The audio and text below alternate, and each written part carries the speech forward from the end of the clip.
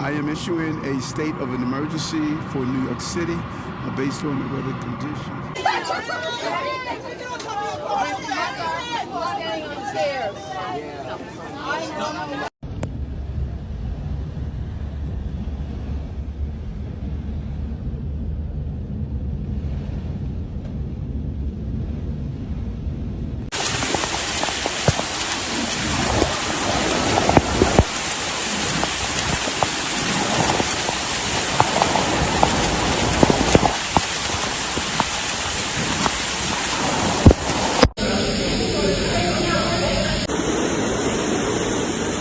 What the actual fuck? What the fuck? Oh my goodness.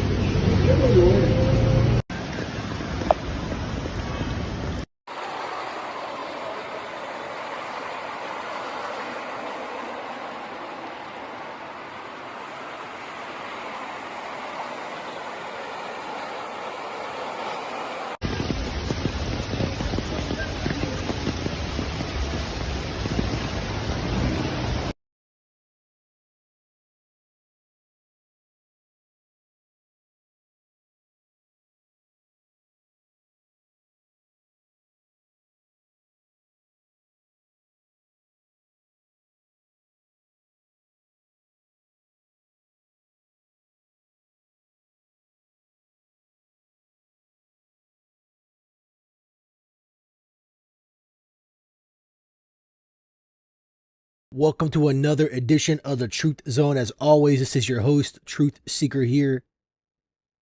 And there's a lot of crazy things continuing to happen this year. As you've seen from the clips, New York City is facing flooding like never before seen. I don't think I've ever recalled of a time where NYC flooded like this.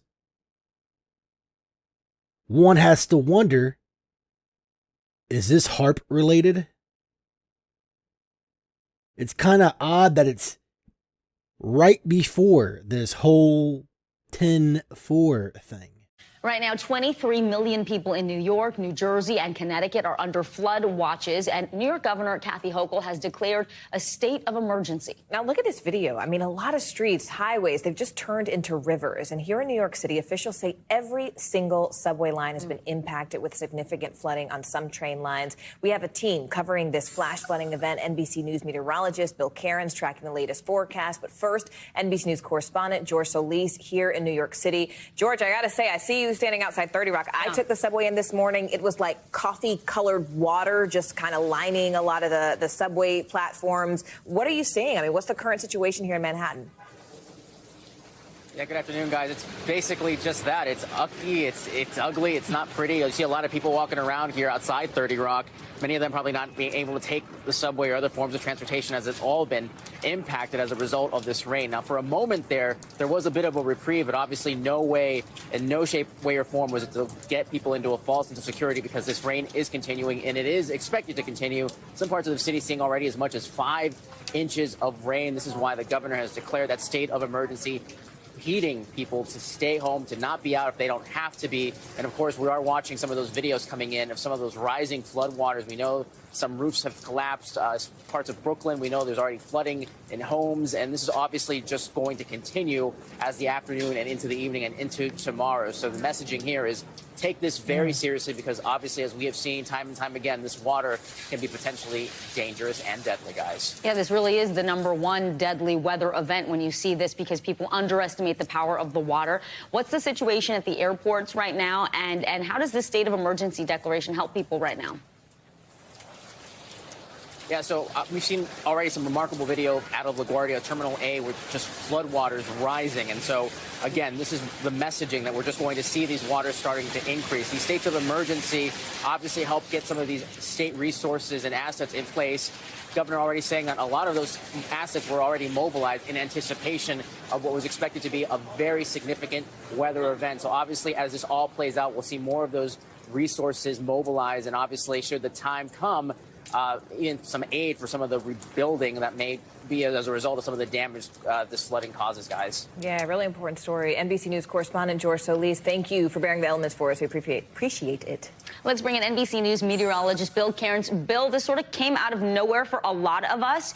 How long is it going to stick around? When will we start to see some of this water receding? Yeah, this forecast got a lot worse in the last 48 hours. As of yesterday, we were like, uh-oh, we're in trouble. And it all materialized this morning. We do have flash flood warnings that are still up for much of the 4 of the 5 boroughs. The only one out of that is Staten Island. Now we're extending those flash flood warnings up here into Westchester and also into areas of southern Connecticut. Nassau County also still under a flash flood watch. And it's a small area of very intense rain. It just happens to be where millions of people live, where it's almost all concrete or sidewalks, where the runoff just heads straight into the drainage systems, which couldn't handle these rainfall rates. So Central Park has had over 5 inches of rain since midnight. This makes it the 9th rainiest day already in 154 years. That's roughly 54,000 days of keeping records in Central Park. And now September is already the 5th rainiest month we've ever recorded, and it's still pouring in the area. So here's over the last 6 hours. You can see all the heavy rain moving up to the north. You can see Central Park still under some heavy downpours now, but a lot of the focus is going to be on areas of Connecticut and Long Island as we go throughout the evening. Still, guys, an additional inch or two on top of the mess we've already seen. Some areas will come close to 10 inches when we're all said and done. Wow. Bill, what are people sort of expected to do given all of this? How are they expected to navigate just in the next, 24 hours?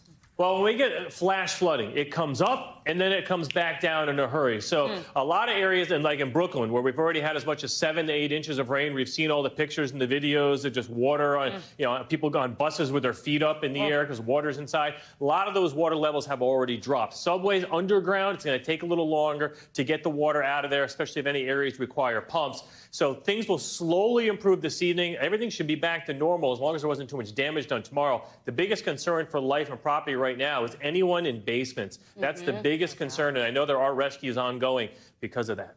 Oof. All right, NBC News meteorologist Bill Cairns, thank you so much, Bill. The timing is just kind of strange, to say the least. This could also just be God's judgment on New York with all of the things they keep pushing and passing and doing. It's quite ironic that their mayor became a Freemason the week prior and then this happens. There's definitely a lot of crazy things happening in 2023. My prayers go out to the people that are in New York that are affected by all this. I hope that you all are staying safe. But these are some wild times indeed. And it makes you wonder, what is next? I hate to ask that. I hate to even bring that up. But it's just, I've never thought I would see the times that we are seeing. We are definitely in some trying times. We are definitely in the end days. And it's just getting crazier and crazier and crazier. So my prayers definitely go out to these people that's being affected by all this. But it really just makes you wonder, is this HAARP related? Is this a form of weather modification? Or is this just God's judgment? As always, I want to hear from each and every one of you. What are your thoughts? What do you think is going on with all of this? Do you think that this possibly has a tie-in to October 4th? Do you think this is God's judgment on New York? I don't know. But all I know is I'm praying for these people that are being affected by this. There's definitely a lot of strange and crazy things going on in the year of 2023. As always, I would ask that you would please hit the like button. If you're new to the channel, please consider subscribing to the channel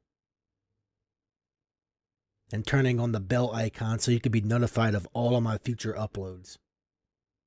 Share the videos wherever you could think of sharing all the videos on the channel. Comment down below. I love to hear from each and every one of you. Thank you for tuning in to yet another edition of the Truth Zone. And this is your host, Truth Seeker, signing out.